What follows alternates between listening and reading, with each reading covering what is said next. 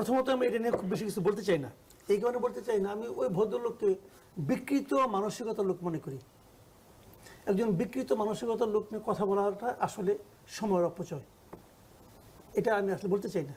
যে লোক এই সমস্ত কথা বলতে পারে, তার আপনি যদি কয়েকটা ভিডিও ফলো করেন, আপনি মনে হবে যে আমি এটা কি করতেছি। আমি অনেক আগেই বলছি, উনি রয়্যাল এজেন্ট, উনি বাংলাদেশে সবসময় একটা আওলা লাগাতে চায়।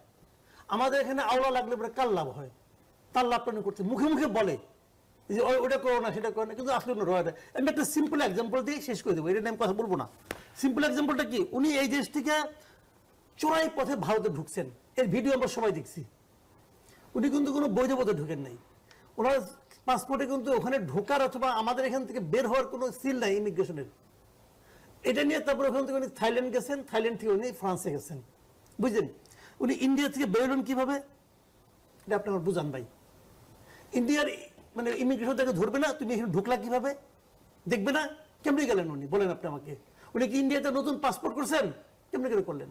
তাহলে ইন্ডিয়া, তাহলে ওনাকে ইন্ডিয়ার এমন কোনো এজেন্সি হেল্প করছে যে কারণে উনি যেতে পারছেন। তার মানে উনি ইন্ডিয়ার পারপাজে সার্ভ করেন, এতেই প্রমাণিত হয় ইন্ডিয়াতে ওনার খুব পাওয়ারফুল কিছু লোকের সঙ্গে সম্পর্ক আছে।